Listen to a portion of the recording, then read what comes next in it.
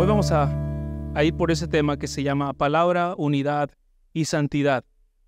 Y la verdad principal es Dios obra cuando la iglesia se fundamenta en la palabra, en unidad y en santidad. El texto que vamos a hablar hoy es Efesios 2, versículos 19 al 22. Y es un versículo que escogí pensando con ánimo de celebración y al mismo tiempo un versículo que también nos da cierta exhortación. Todavía ahí está el eco, creo que estaba hace un rato, a ver si lo pueden ver. Pero es interesante poder compartir esto el día con ustedes, hermanos, porque no solamente es una exhortación que Pablo nos está dando a través de la carta de los Efesios, sino que algo que me alegra mucho es que hoy también puedo compartir esta palabra sabiendo que aunque hay muchas cosas que necesitamos prestar atención a este pasaje para seguir creciendo, hay también muchas cosas en las que uno ya puede ver la obra de Dios en la iglesia. Hoy mismo cuando llegué más temprano estaba viendo a los hermanos, unas hermanas haciendo unos globos preciosos que están ahí al lado derecho, otros hermanos poniendo en orden todos los afiches, otros hermanos de diferentes ministerios sirviendo en la música, en el sonido, en la decoración. Le han decorado la casa ahí a Cristian, ¿no? Ya está decorada su casa, está más feliz. Los sugieres también estaban atentos a servir. Tantas personas con ánimo de servir. Hoy podemos ver el servicio sacrificial y el amor en los hermanos. Hemos visto hace muchas semanas, hace varios meses, lo que era la humildad, y la humildad es servicio sacrificial, no es nada más, es servicio sacrificial, y eso es lo que vemos constantemente cuando venimos un domingo a la iglesia, cuando vemos a los hermanos que se están reuniendo durante la semana para compartir la palabra, algunos por Zoom, algunos en sus grupos pequeños, algunos con otros grupos, otros están invirtiendo su vida y discipulando a personas más jóvenes. Hay personas que están visitando a otras personas en sus casas. Entonces hoy celebramos, hermanos, porque Dios en su gracia nos ha sostenido y nos ha permitido ver el crecimiento de su pueblo. No solamente un crecimiento espiritual, un crecimiento en madurez, sino también un crecimiento numérico. Y podíamos verlo en las fotos. No hacemos todo por los números, pero los números son importantes. Muestran y reflejan algo que se está haciendo o algo que Dios está haciendo más apropiadamente. Tenemos un libro en la Biblia que se llama Números, ¿verdad? Los números son importantes para Dios y ver que Dios nos ha mandado a predicar el Evangelio a todas las naciones, de todas las ciudades, de todos los países y que lo llevemos hasta lo último de la tierra nos habla de que cada vez Él anhela la salvación de más y más y más personas. Entonces, vamos a ver ese texto como una exhortación de Pablo a los hermanos de Éfeso, pero también, hermanos, como una celebración y al mismo tiempo un ánimo para cada uno de nosotros. ¿Amén? ¿Sí? Ok, vamos a orar entonces. Padre Santo, gracias, Señor, por el privilegio que nos das de poder compartir tu palabra. Gracias, Señor, por la libertad de culto que tenemos el día de hoy, Señor, que podemos abrir la palabra del Señor, tu palabra, y poder predicarla y poder escucharla y poder adorar tu nombre, Señor. Te damos gracias por eso, Señor. Gracias, Padre, por ese tiempo que nos das de presentarnos ante ti, de adorarte, de exaltar tu nombre, Señor, y de estar junto con los hermanos y recordar las maravillosas obras que tú haces en tu iglesia, en nuestras vidas, en la obra de tu Hijo Jesucristo. Te rogamos, Señor, que tú nos guíes en este tiempo mientras estudiamos esta carta de Pablo a los Efesios. En el nombre de Jesús. Amén. Entonces, Pablo está escribiendo a los hermanos de Éfeso y si ven el versículo del día de hoy comienza con un así pues, ¿verdad? ¿Qué significa eso? Que tenemos que hacer un poquito de contexto, ¿verdad? Tenemos que ir a un poquito de contexto. Pablo les ha descrito a los Efesios en el capítulo 1 que su identidad ahora es de creyentes en Cristo. Ahora ellos ya no son más lo que solían ser antes. Ahora ellos son creyentes en Jesucristo. Son escogidos, predestinados y redimidos. También les ha dicho que ellos deben ser consistentes siempre deben ser conscientes siempre de que sus bendiciones más grandes ya las han recibido y están en los lugares celestiales en Cristo Jesús. Y finalmente, Pablo ha orado para que ellos, los hermanos de la iglesia de Éfeso, anden en la vida a la luz del poder que habita en ellos, el poder del Espíritu Santo. Eso fue el capítulo 1. Luego en el capítulo 2, él les dice o les hace recordar que ellos estaban perdidos en sus delitos y pecados, pero Dios, que es grande misericordia, los salvó y les dio una misión y una lista de obras que Dios tiene en su mano para que nosotros podamos caminar sobre esas obras, sin importar si son judíos o si son griegos, porque de ambos pueblos se los ha unido y ha derribado el pueblo de división. Entonces, esta es la exhortación que Pablo da a los hermanos en Éfeso, pero también es importante para nosotros saber dónde estaba Éfeso y qué estaba sucediendo. Y eso es un dato muy importante, porque Éfeso tiene características muy similares a las cuales Gracia y Verdad tiene hoy en día. Éfeso era una ciudad muy próspera debido a la ubicación estratégica en la que estaba. Se encontraba en el mar Egeo y esto hacía que era como un puerto de lo que ahora es Turquía. En Éfeso se adoraba a una diosa, Artemisa, o la diosa Diana, como lo llamarían también los romanos. Además, Éfeso era una ciudad desarrollada, conocida por ser el centro de la exposición artística, grandes teatros, grandes bibliotecas y grandes mercados. En ese sentido, Éfeso, la ciudad de Éfeso, era muy parecida a la ciudad de Miraflores. Y allí Pablo, junto con Priscila y Aquila, el maestro Apolos y el joven pastor Timoteo, edificaron una iglesia que tuvo gran impacto en la ciudad, tanto que los efesios se vieron profundamente convencidos de dejar su orgullo y sus ídolos para adorar al Dios de las Escrituras. Ellos causaron un gran movimiento. Esta iglesia creció y tuvo gran influencia porque se cimentó en la enseñanza apostólica de Pablo. Eso es algo primordial, la enseñanza apostólica de la palabra. Pero también contaba con colaboradores, con servidores, como Priscila y Aquila, que tenían disposición a servir, aún les vaya a costar la vida. También contaban con un predicador apasionado y diligente como lo era Apolos, y con un amoroso y abnegado pastor como Timoteo. Qué preciosa esta iglesia de Éfeso. Cualquiera de nosotros quisiera haber sido parte de esa plantación, haber estado ahí, haber disfrutado de escuchar las enseñanzas de Apolo, de Timoteo, servir en los ministerios con los hermanos Priscila, con la hermana Priscila y con el hermano Aquila, y de repente también haber estado en el tiempo en el que el apóstol Pablo dice que les exhortaba de día y de noche con lágrimas. Qué precioso ese lugar. Y esta iglesia creció por la gracia de Dios, obviamente, pero no podemos negar que Dios obra a través de individuos. Dios obra a través de su iglesia. Dios actúa y se mueve cuando la iglesia está fundamentada en la palabra, en la unidad y en la santidad de Dios. Esta es la verdad central de la enseñanza del día de hoy. Dios obra a través de su iglesia y Dios obra cuando la iglesia se fundamenta en la palabra, en unidad y en santidad. Ahora, claro que como nosotros aprendimos en Jonás, Dios puede obrar incluso cuando todas estas virtudes no están presentes, porque finalmente la obra y la salvación es de Dios. La salvación es del Señor.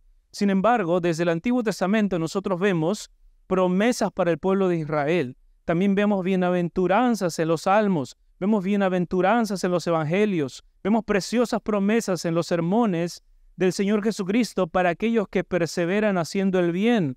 En las cartas pastorales también vemos llamados a la perseverancia y al servicio, recordando que el galardón que tenemos es nuestro Señor Jesucristo. Y en el libro de Apocalipsis también se nos anima a perseverar en ciertas virtudes que agradan a Dios para ser bendecidos por Él. Entonces, por un lado, tenemos que reconocer lo que dice 1 Corintios, capítulo 3, versículos 6 al 7. Yo planté, Apolos regó, pero el crecimiento, ¿quién lo da? Dios. Así que ni el que plante es algo, ni el que riega, sino Dios que da el crecimiento. Amén. Ahora, este texto, hermanos, nos anima a confiar en el Dios de la obra y no en nuestros esfuerzos. Eso es algo que debemos tener clave como iglesia. Si hoy damos gracias a Dios por tener una iglesia que ha cumplido 4 años en Miraflores, que ya es extraño eso, y que más allá de eso, tiene la cantidad de personas que tienen y tiene la cantidad de colaboradores que tienen. Y Dios ha provisto tantas diferentes personas con dones y talentos. Todas esas cosas nosotros podemos mirar y decir, gracias Señor, porque a ti te plació darnos este regalo. Nada es en sí por el que plantó, ni por el que regó, ni por el que se esforzó, sino que el crecimiento lo da Dios. Sin embargo, también al mismo tiempo debemos reconocer que la Escritura nunca nos exime de la responsabilidad de abrazar las virtudes bíblicas ejemplificadas por nuestro Señor Jesucristo, los apóstoles y los plantadores de la iglesia de Éfeso. Por un lado reconocemos y decimos, Señor, la obra es tuya y en eso descanso. Sea que mañana los pastores, tenemos un viaje a México en enero, mañana se cae el avión, Dios no quiera, pero se cae el avión, la obra sigue, ¿verdad? Y Dios sigue levantando más personas. Hermano, tiene que ir asustado. No se cayó el avión. ¿Ok? La obra sigue, hermanos, porque la obra es de Dios. Y Dios sigue haciendo su obra. Nada depende, como decía el pastor Daniel hace un momento, de los pastores. Pero por otro lado también Dios nos manda a ser responsables con el llamado que Dios nos ha dado. Dios nos llama a ser diligentes, empeñosos. Nuestro mismo Señor Jesucristo desde muy temprano se levantó a orar. Y luego dice, y muy de noche hablaba con Nicodemo. Nuestro Señor Jesucristo fue diligente. Tenían ciertas virtudes que nosotros, todos ustedes, que somos el equipo de plantación de esta iglesia, debemos recordar. Así que vamos a dividir ese tiempo en 4 puntos. El primer punto, que es un poquito más largo de todos los demás, es el corazón de los plantadores. El segundo punto es la familia de Dios. El tercer punto es un fundamento seguro. Y el cuarto punto es templo santo y morada de Dios. Así que vamos al primer punto. Vamos a conocer el corazón de aquellos plantadores de Éfeso. Teniendo en claro lo que hemos hablado hace un momento, de que descansamos en la obra de Dios y no en el esfuerzo de los hombres, ahora veamos estas virtudes, hermanos, y quiero que las veamos y nos examinemos a nosotros mismos. Vayamos viendo esas virtudes y al mismo tiempo pensemos, ¿qué puedo aprender del apóstol Pablo? ¿Qué puedo aprender de Priscila y Aquila? ¿Qué puedo aprender de Apolos y de Timoteo? Mira el corazón del apóstol Pablo. Primera de Tesalonicenses capítulo 2, versículos 7 al 8 dice, antes fuimos tiernos entre vosotros, como la nodriza que cuida con ternura a sus propios hijos. Tan grande es nuestro afecto por vosotros, que hubiéramos querido entregaros no solo el Evangelio de Dios, sino también nuestras propias vidas, porque habéis llegado a sernos muy queridos.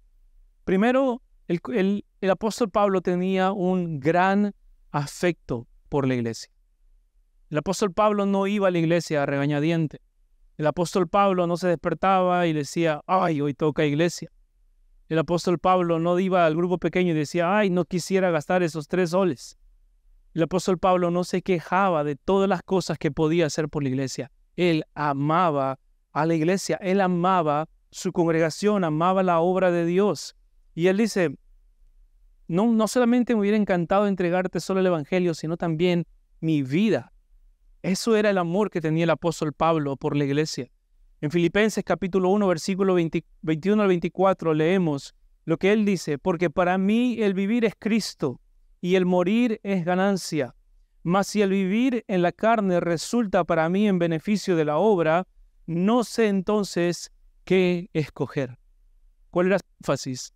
El beneficio de la obra. El beneficio de la obra o Cristo.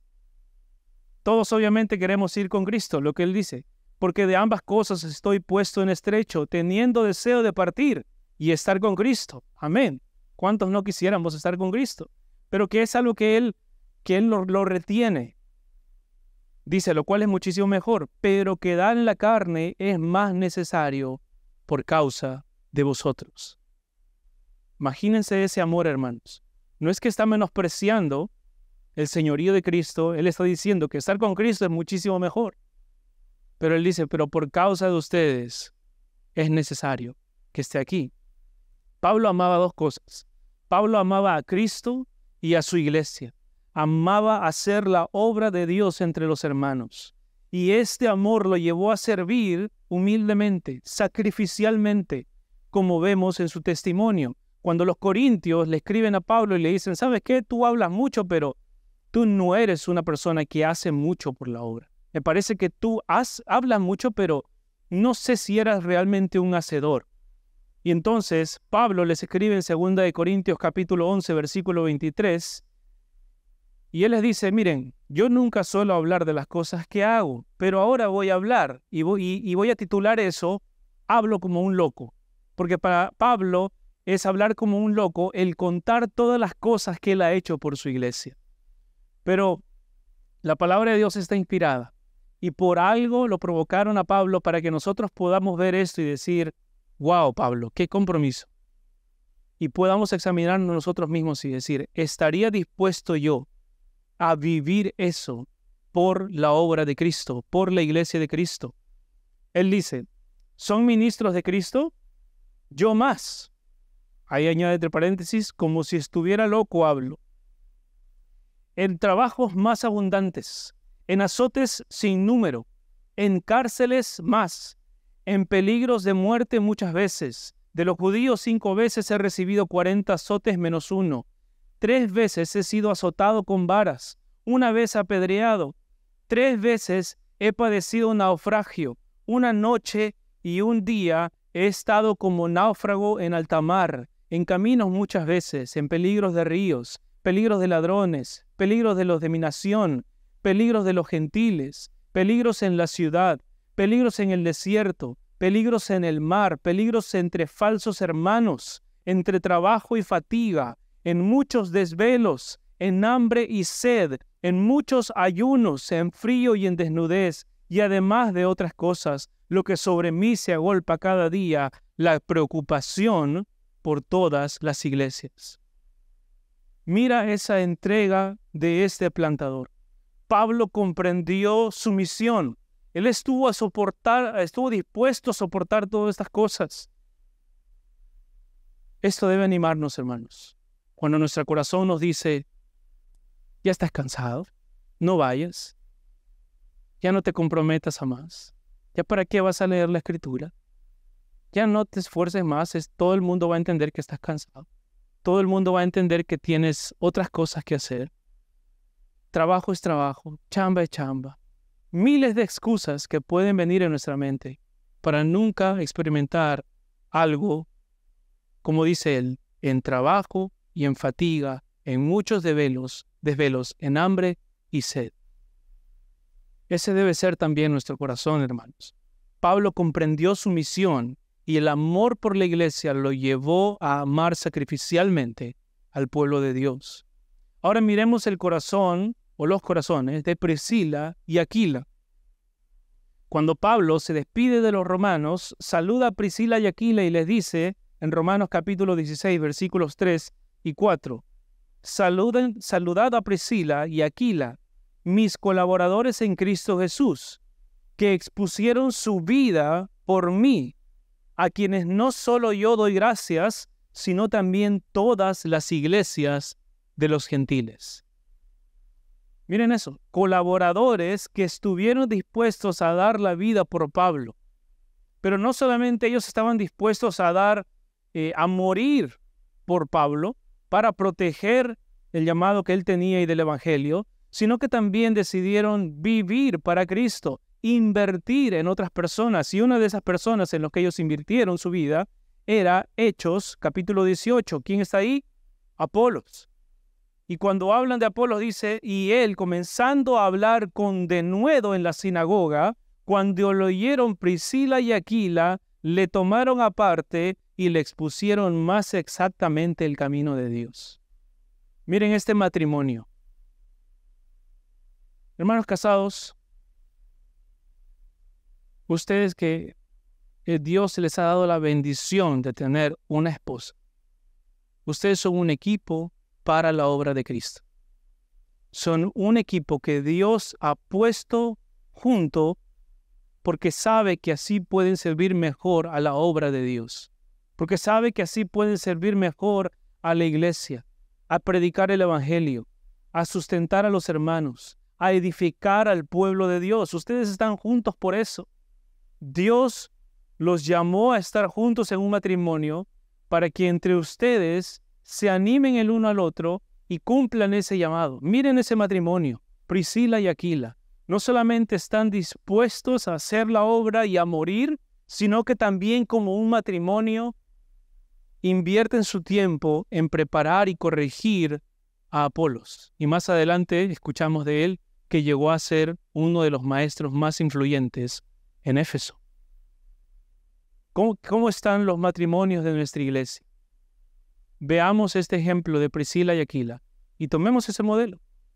Y tomemos ese modelo de servicio sacrificial y veamos, mi esposo, mi esposa no es la persona que tiene que decirme, ya no sirvas, ya no te involucres, ya no agarres más otras cosas. A veces sí es necesario. Pero principalmente debe ser un equipo que te apoya y te dice, vamos adelante. Hay que hacer la obra. Sé que estás cansado, pero el Señor Jesús también estaba cansado. Sé que estás cansado, pero hay que perseverar. O a veces dar una exhortación y decir, ¿lo harías por dinero? Si lo harías por dinero, entonces si tienes fuerzas, levántate y hazlo por la obra del Señor. Nosotros, hermanos, somos llamados a ser humildes. Y ser humilde es vivir en servicio sacrificial.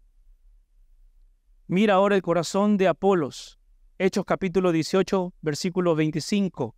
Dice, este era varón instruido en el camino del Señor, y siendo de espíritu fervoroso, hablaba y enseñaba diligentemente lo concerniente a Jesús, conociendo solo el bautizo de Juan. Entonces Apolos tenía un fervor especial por predicar la palabra con diligencia. A pesar de tener poco o nada de conocimiento sobre las enseñanzas de Jesús y los apóstoles, sino que la había escuchado solamente de Juan, más tarde él, al haberse expuesto a las enseñanzas de Pablo, de Priscila, de Aquila, llegó a ser uno de los maestros más influyentes de Éfeso, junto con Pablo y con Timoteo. Y finalmente hablemos de Timoteo. Miren el corazón de Timoteo. Filipenses capítulo 2, versículo 19 al 22. Pablo le dice a los hermanos en Filipo, espero en el Señor Jesús enviaros pronto a Timoteo, para que yo también esté de buen ánimo al saber de vuestro estado. Pues a ninguno tengo del mismo ánimo y que tan sinceramente se interese por vosotros. Interés sincero. Porque todos buscan lo suyo propio, no lo que es de Cristo Jesús. Pero ya conocéis los méritos de Él, que como hijo a padre ha servido conmigo en el Evangelio. Qué precioso corazón de Timoteo. Vemos un corazón piadoso, un corazón consagrado. Entendemos la carta de 1 Timoteo y decimos, Timoteo lo entendió todo ahí. Este era un hombre humilde y Pablo lo describe así.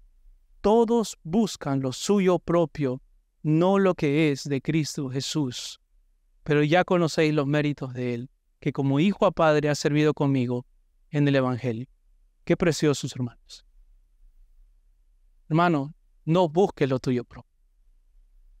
Crecer en humildad, crecer en unidad, crecer en dependencia del Señor. Es mirar lo que tú quieres y mirar lo que otros necesitan y decir, voy a servir lo que otros necesitan. Es mirar aquello que necesita tiempo, diligencia, servicio, sacrificio y mirar tu comodidad y decir, no la quiero. Yo quiero servir a mi Señor Jesucristo y quiero seguir edificando donde Él ha puesto, donde Él me ha puesto. Timoteo nos muestra que la humildad bíblica se evidencia en un servicio sacrificial que pone lo propio a un lado para poder servir con sincero interés a los demás. Ese es el corazón pastoral que vio Pablo en Timoteo, quien sería encargado de pastorear Éfeso y luego a visitar otras iglesias también. Así que esa es la condición de la iglesia o de la plantación de la iglesia en Éfeso.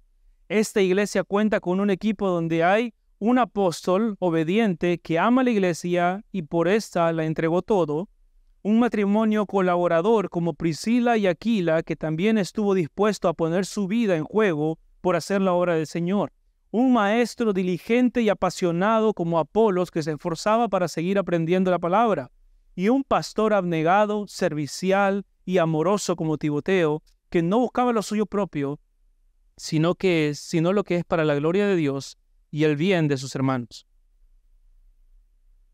A esta iglesia es que Pablo les escribe estos versículos.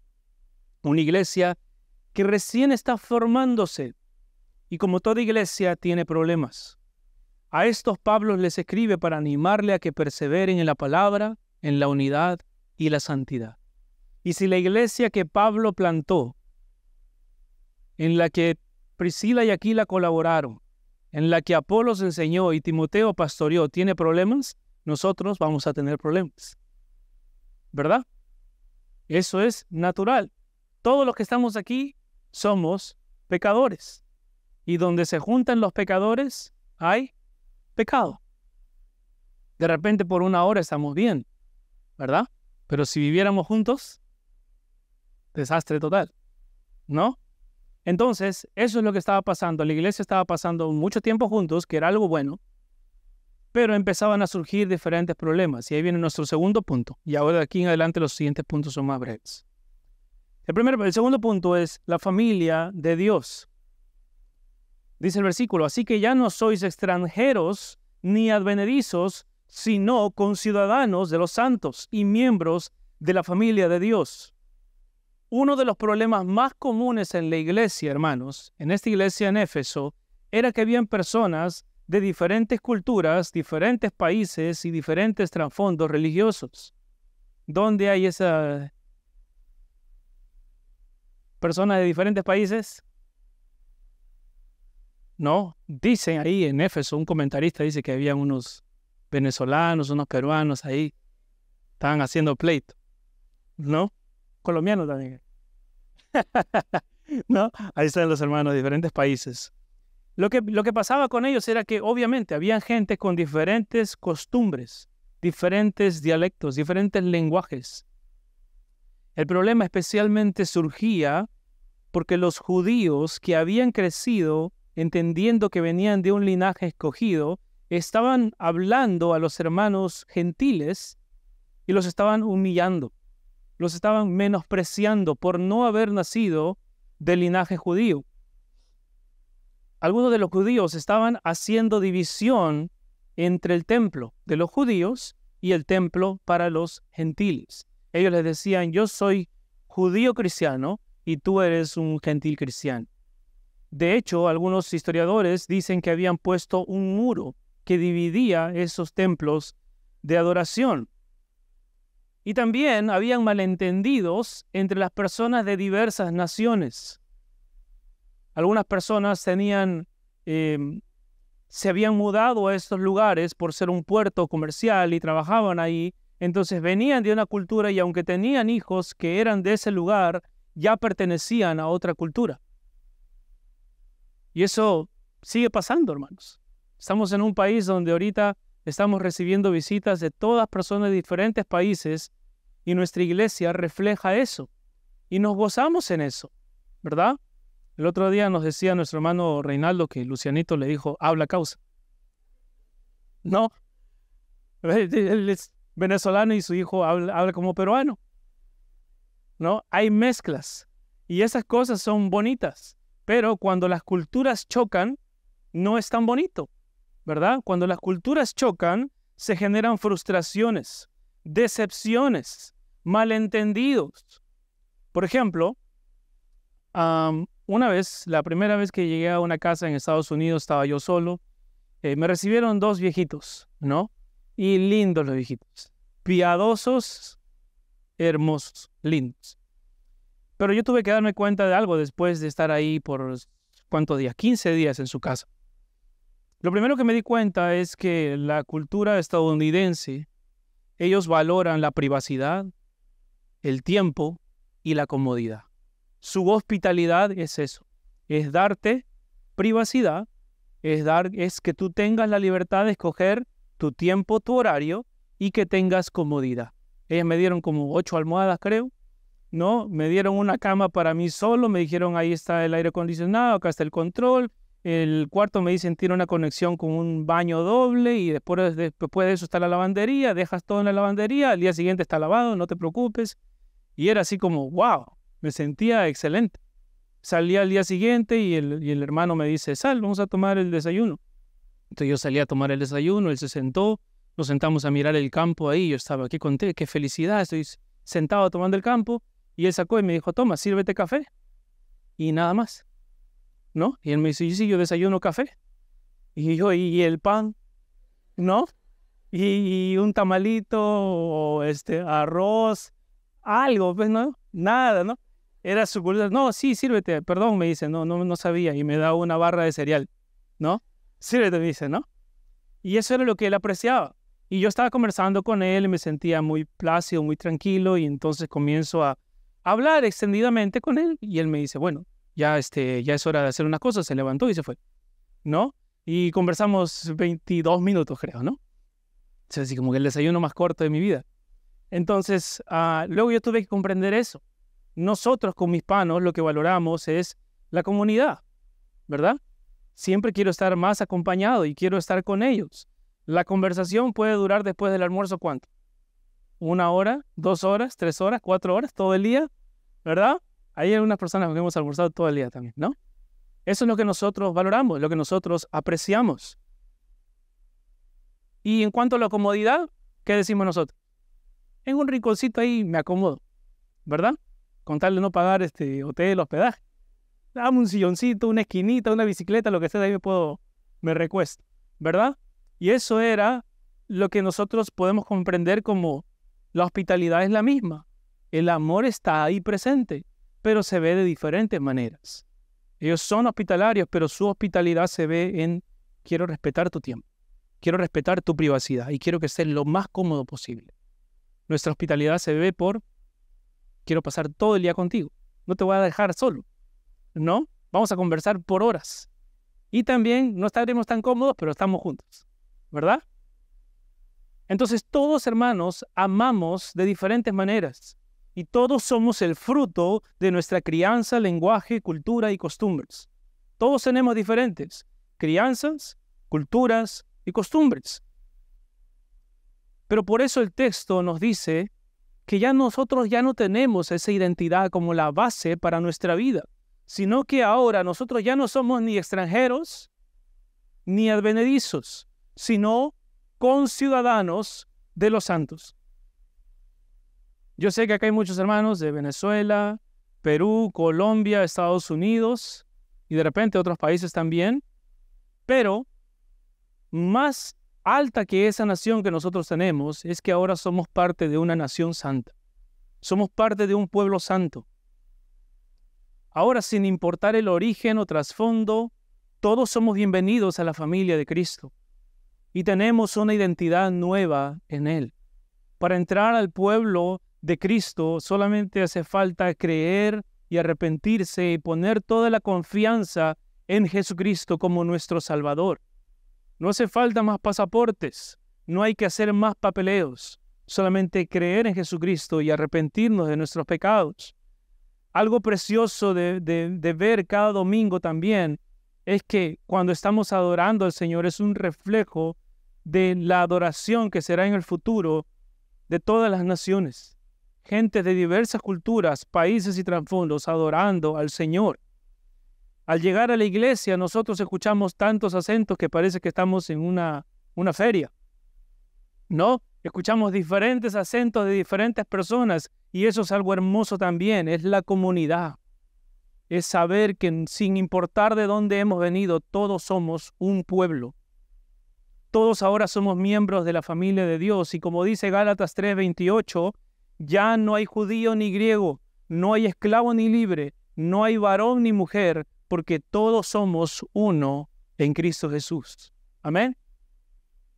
Hermanos, no es solo esto una costumbre de reunirnos en la iglesia. Nosotros cuando nos juntamos aquí, nos juntamos como un solo pueblo. Y también es a través de nuestras diferencias que somos moldeados a ser pacientes, a perdonarnos unos a otros, a ser más comprensivos y a servirnos, porque ya no somos extranjeros ni advenedizos, sino conciudadanos de los santos y miembros de la familia de Dios. Aún siendo del mismo continente, todos aquí tenemos diferentes costumbres. Aún siendo de repente muchos aquí peruanos y teniendo también unos hermanos de Venezuela, de Colombia, de los Estados Unidos, cada persona es un mundo distinto. Cada persona nació en diferentes ciudades, fue criado por diferentes padres y tenemos que aprender a amarnos y a animarnos unos a otros aún en nuestras diferencias. Por lo tanto, hermanos, amémonos unos a otros, como dice Colosenses capítulo 3, versículo 13. Soportaos unos a otros y perdonaos unos a otros. Si alguno tuviere queja contra otro, no lo mire ahorita, ¿ya? Si alguno tuviere queja contra otro, de la manera que Cristo os perdonó, así también hacedlo vosotros. Y recordemos que el amor que nosotros nos tenemos unos a otros es uno de los medios del Señor que Él nos dio para que podamos reflejar su evangelio a las naciones. Mira Juan capítulo 13, versículo 34 al 36.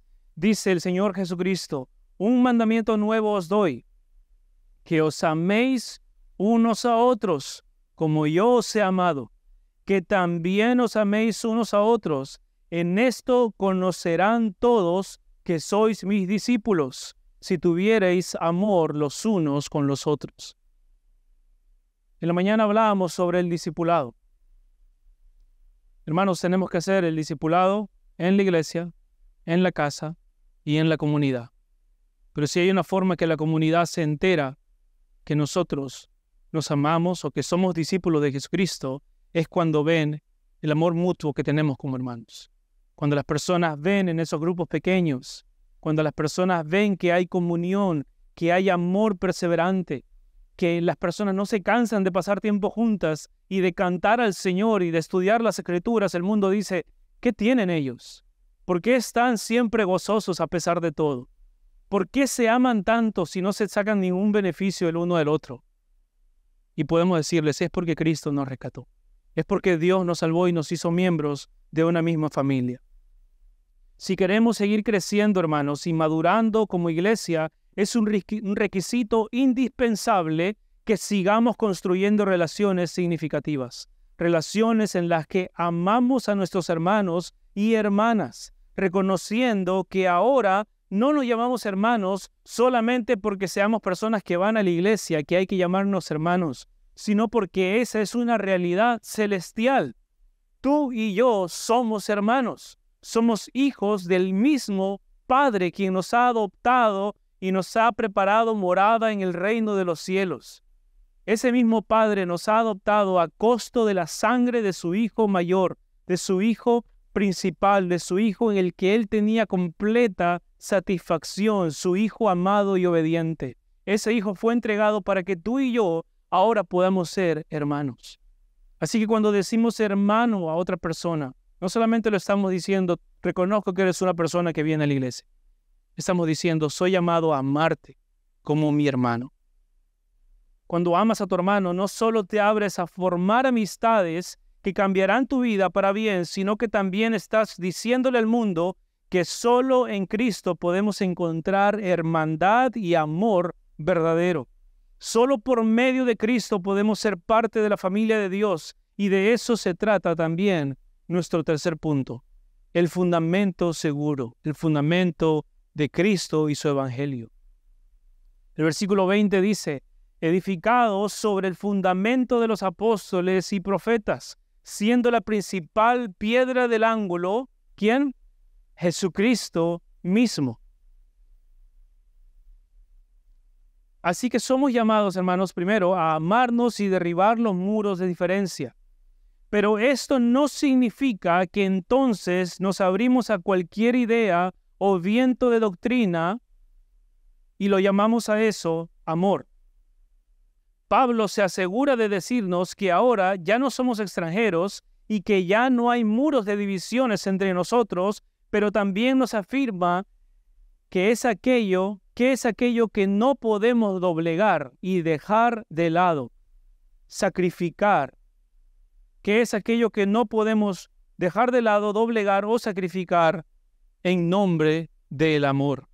Y eso es el fundamento de los apóstoles y de los profetas.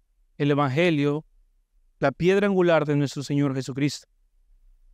Si vamos a seguir creciendo como iglesia, que sea porque permanecemos fieles a la predicación de la palabra de Dios, a los fundamentos puestos por Cristo, aquellos fundamentos doctrinales que los apóstoles mantuvieron hasta la muerte. La palabra de Dios es el cimiento sólido sobre el cual se construye una iglesia saludable y estable.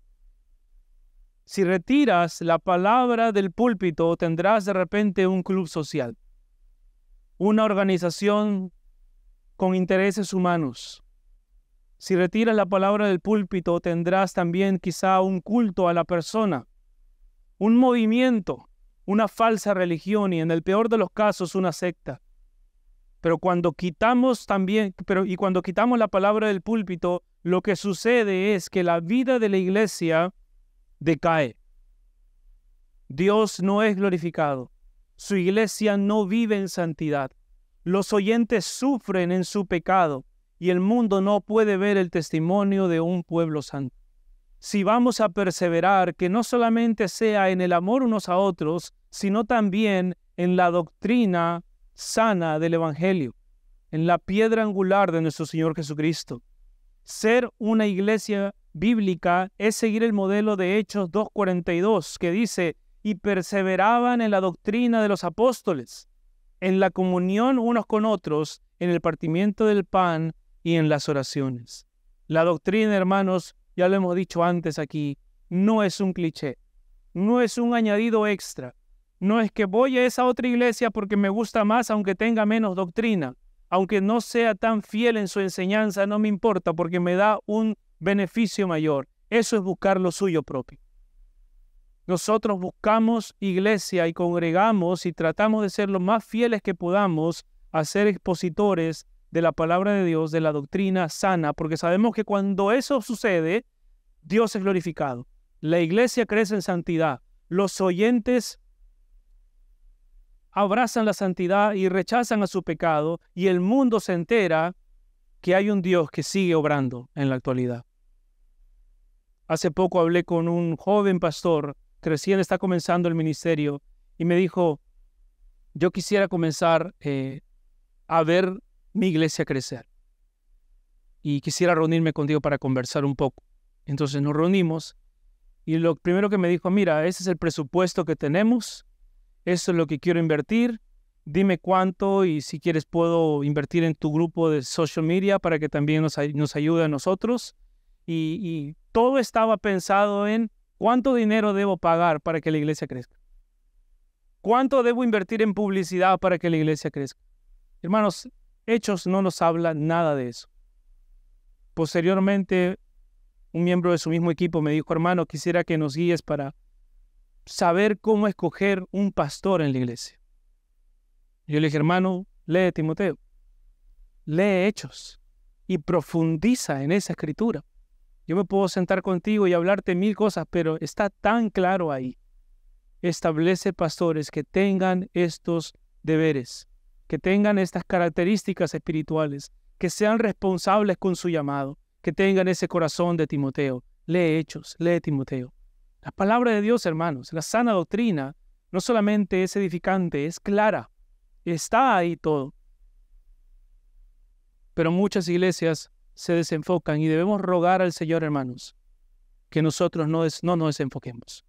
Porque somos débiles, porque podemos tener temor del hombre, porque pueden venir presiones financieras, porque nos pueden perseguir, porque la gente puede empezar a amar más las tinieblas que la luz. Pero nosotros tenemos que seguir perseverando en predicar el mensaje del Evangelio.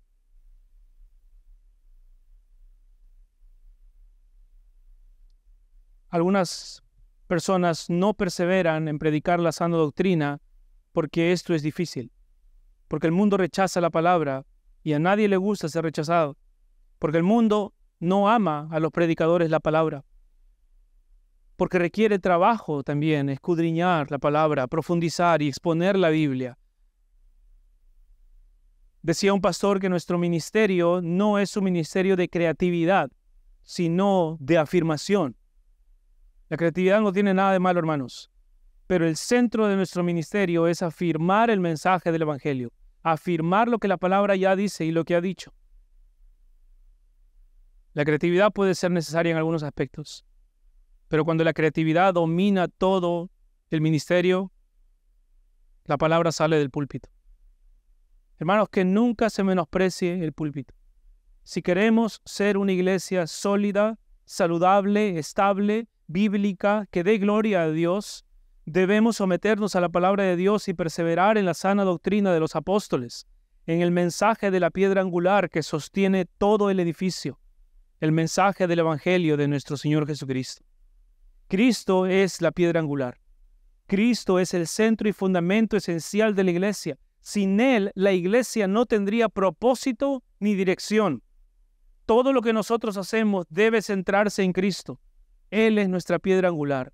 Nuestras amistades, nuestros grupos pequeños, nuestros servicios, nuestros ministerios, responsabilidades, nuestros trabajos, nuestras familias, nuestras finanzas, nuestro anhelo y aún nuestro descanso debe centrarse en Cristo. Mira Colosenses capítulo 1, versículo 21. Y a vosotros también, que erais en otro tiempo extraños y enemigos en vuestra mente, haciendo malas obras, ahora os ha reconciliado en su cuerpo de carne por medio de la muerte para presentaros santos y sin mancha e irreprensibles delante de Él, si en verdad permanecéis fundados y firmes en la fe, y sin moveros de la esperanza del Evangelio que habéis oído, el cual se predica en toda la creación que está debajo del cielo, del cual yo, Pablo, fui hecho ministro. Si permanecieres fundados y firmes en la fe, dice el apóstol Pablo. Si queremos seguir creciendo y madurando como iglesia, hermanos, es un requisito indispensable que nos mantengamos firmes en los fundamentos del Evangelio. Que el Evangelio de nuestro Señor Jesucristo sea nuestro mensaje, nuestra costumbre y nuestro testimonio. En ese Evangelio está nuestra unidad. Nuestra unidad no puede ser a costa de diluir el Evangelio, de maquillar el Evangelio o de distorsionar el Evangelio. Todas esas cosas presentan un Evangelio débil, que no es el Evangelio de nuestro Señor Jesucristo. Nuestra unidad debe surgir de un amor por el Evangelio del Señor que da como fruto unidad, madurez y crecimiento. Por eso Pablo sigue diciendo en el punto 4 que vamos a hablar ahora, templo santo y morada de Dios, y este es nuestro último punto. Dice el versículo 21, en quien todo el edificio bien ajustado va creciendo para ser un templo santo. En Cristo también ustedes son juntamente edificados para morada de Dios en el Espíritu.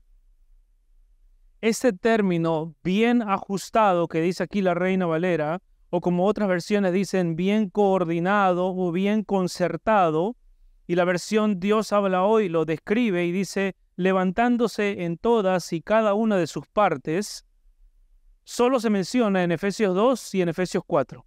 En ambas partes, el contexto de esta palabra es madurez en amor. En ambas partes, Pablo está llamando a la iglesia a madurar, a perseverar en la doctrina y no dejarse engañar por las falsas enseñanzas. Y luego dice que el Evangelio nos une en amor cuando nuestro enfoque es Cristo y cuando nosotros estamos dispuestos a cumplir nuestra responsabilidad como miembros. Lo que Pablo describe como la actividad propia de cada uno de los miembros de la iglesia. Mira Efesios capítulo 4, versículos 14 al 16.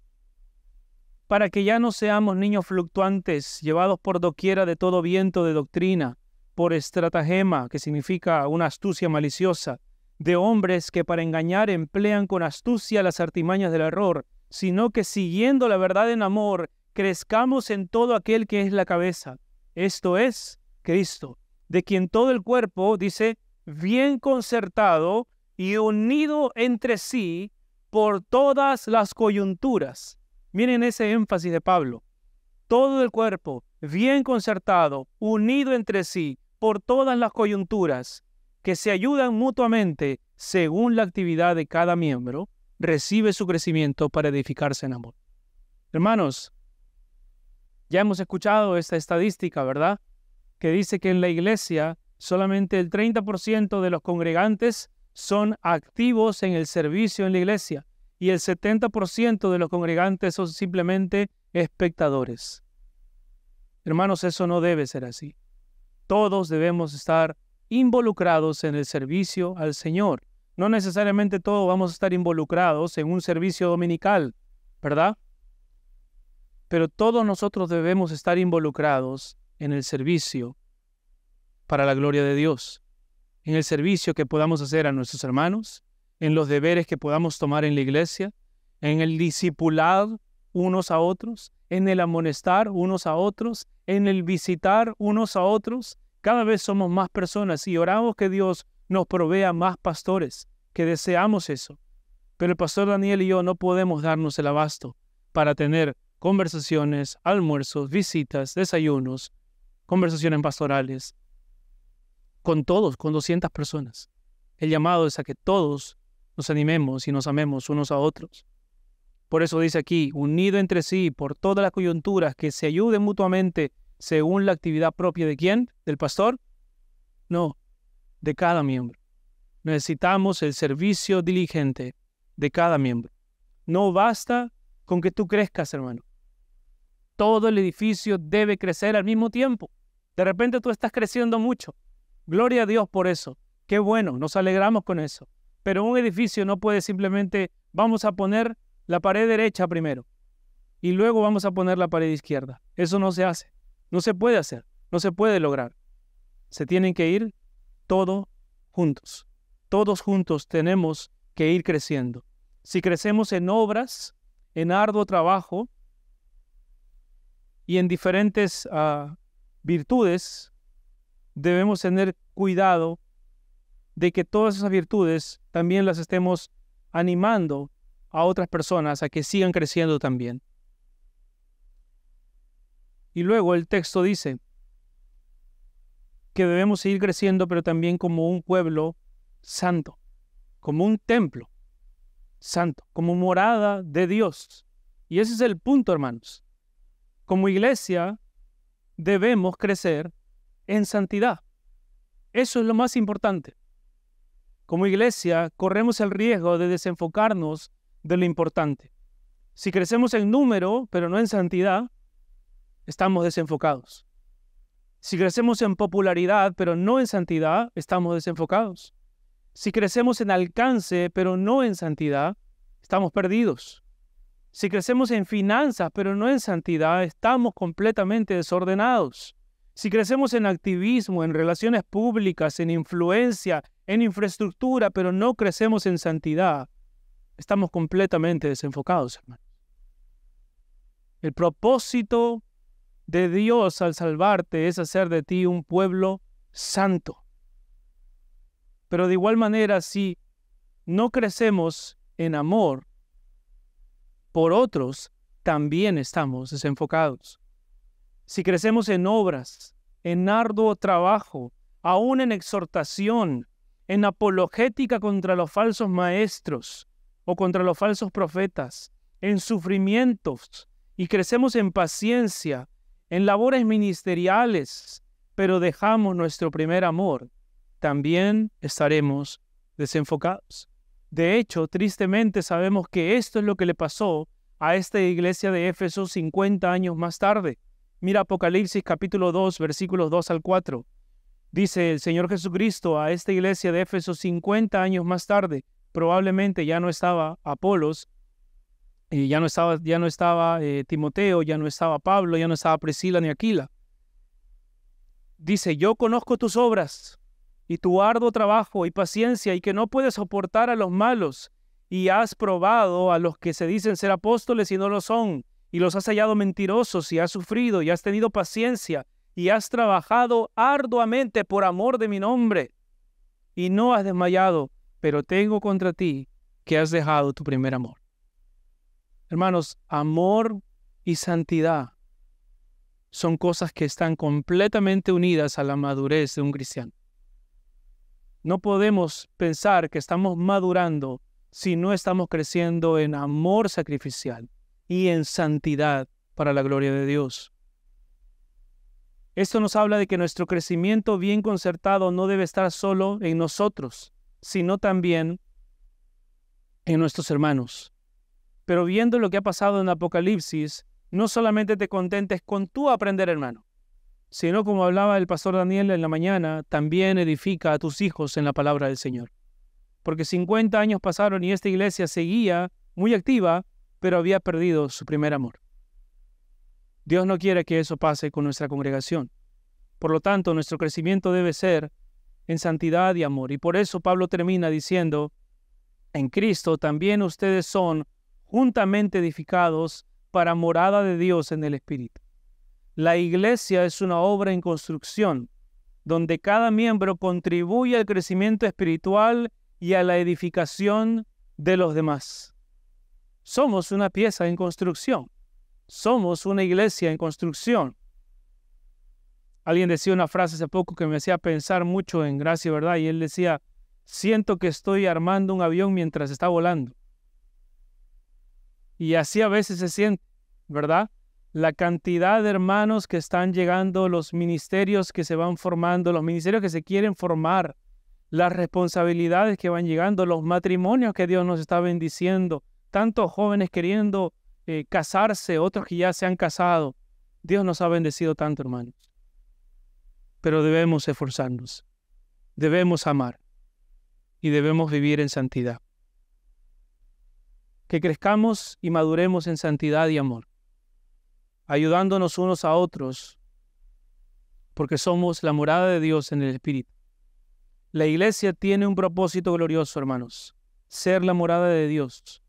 Dios no habita en medio de su pueblo, Dios habita en medio de su pueblo y se manifiesta a través de ellos al mundo. Que esto sea de ánimo para que cada uno de nosotros, hermanos, podamos crecer en todos estos aspectos. Que veamos el ejemplo de Pablo, su servicio sacrificial, que veamos su entrega por el Evangelio, que veamos a Priscila y Aquila y su disposición a morir y vivir para la obra de Cristo, que veamos a Apolos y su amor por la sana doctrina y por la palabra expuesta con diligencia y pasión, y Timoteo con su amor fraternal y abnegación por los demás. Pero por sobre todo, hermanos, que miremos a nuestro Señor Jesucristo.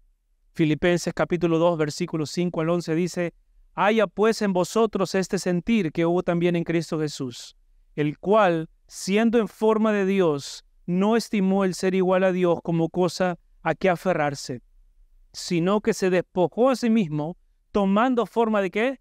De siervo, hecho semejante a los hombres, y estando en la condición de hombre, se humilló a sí mismo, haciéndose obediente hasta la muerte y muerte de cruz, por lo cual Dios también lo exaltó hasta lo sumo, y le dio un nombre que es sobre todo nombre, para que en el nombre de Jesús se doble toda rodilla de los que están en los cielos y en la tierra y debajo de la tierra, y toda lengua confiese que Jesucristo es el Señor, para la gloria de Dios Padre. Considera esta humildad, hermano. Considera al Señor Jesucristo con su amor, y que esto sea de ánimo, hermano, para que tengas un corazón de plantador, para que ames a tus hermanos sin importar los trasfondos y las diferencias culturales, para que te mantengas firme en la sana doctrina, en los fundamentos de los apóstoles y en la piedra angular de Jesucristo, que es Jesucristo, y que así, hermanos, nosotros podamos crecer en palabra, en unidad y en santidad. Y si tú de repente estás visitando por primera vez la iglesia, o de repente nunca habías escuchado acerca de la palabra de Dios, del mensaje del Evangelio, nosotros estamos aquí reunidos porque amamos a Dios. Porque Dios un día nos mostró su evangelio y su evangelio transformó nuestras vidas. ¿Pero qué es su evangelio? Su evangelio es el mensaje del Señor Jesucristo. El Señor Jesucristo predicó el mensaje de que Él iba a dar su vida por cada uno de nosotros, pero que también resucitaría y que vendría en el futuro para darnos la vida eterna. Y el Señor Jesucristo murió en la cruz, una muerte horrenda, que Él no merecía morir para que tú y yo podamos ser salvos. Él vivió una vida santa y justa, y Él dice hoy que si tú crees en este mensaje, y si tú te arrepientes de tus pecados y depositas tu confianza solamente en Él como tu único Salvador, mediador y Señor, Él te otorga la vida eterna. Y una vez que Él hace eso, de repente estás pensando, sí, pero yo me conozco, yo sé cómo soy, he intentado dejar muchas veces mi pecado y no he podido. Bueno, Jesucristo dice que si tú te arrepientes y crees, el Espíritu Santo de Dios viene a morar en ti. Y Él es el que te capacita para que tú puedas dejar tu pecado, incluso puedas aborrecer tu pecado.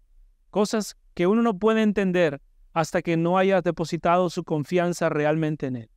Después de ese momento, tú comienzas a amar venir a la iglesia. Tú comienzas a amar la edificación de los hermanos. Tú comienzas a amar el cantar a Dios. Y tú comienzas a amar la unidad, la palabra, la santidad. Aquello que antes no amabas y que antes odiabas, comienzas a amarlo. Y aquello que antes amabas, ahora comienzas a aborrecerlo. Ya no quieres estar con eso. Solamente quieres estar con Dios, en su palabra, en la iglesia, adorando al Señor y viviendo para Él. Así que te invito, bueno, la Biblia hace más que invitarnos. Jesucristo nos manda a que nos arrepintamos y nos creamos y creamos. Porque si nosotros no hacemos eso, experimentaremos la ira de Dios. Y Jesucristo no quiere eso para cada uno de nosotros. Por eso, Él mismo dio su vida. Él no mandó a nadie más que dé su vida. El Señor Jesucristo dio su vida. Él dice, yo mismo doy mi vida y nadie me la quita. Yo mismo la pongo y yo mismo la vuelvo a tomar. Él resucitó y por eso nosotros le adoramos. Amén. Oremos, hermanos. Padre Santo, gracias, Señor, por tu palabra. Gracias, Señor, por lo que tú me has permitido, Señor, compartir el día de hoy. Te ruego, Señor, que tú obres en esta iglesia, que tú en tu gracia, en tu misericordia, sigas ayudándonos, Señor, a caminar en tu palabra, en unidad y en santidad. Y que podamos, Señor, tener ese corazón de los plantadores que tú pusiste en Éfeso. Corazones que sin importar las dificultades, sin importar los retos, sin importar el cansancio, sin importar nuestras propias preferencias, nos levantemos y hagamos tu obra. Padre Santo, obra eso, Señor, en cada uno de nosotros. No para las grandes cosas, sino para lo que es para tu gloria, Señor. Señor, también te ruego, Señor, que tú hagas que tu iglesia bíblica, gracia y verdad se mantenga así, se mantenga bíblica, se mantenga en la sana doctrina, se mantenga en los fundamentos de los apóstoles y en la piedra angular, que es nuestro Señor Jesucristo. Y te rogamos, Señor, que a través de eso tú nos ayudes a seguir creciendo en palabra, en unidad y en santidad. Gracias, Padre. En el nombre de Jesús oramos. Amén.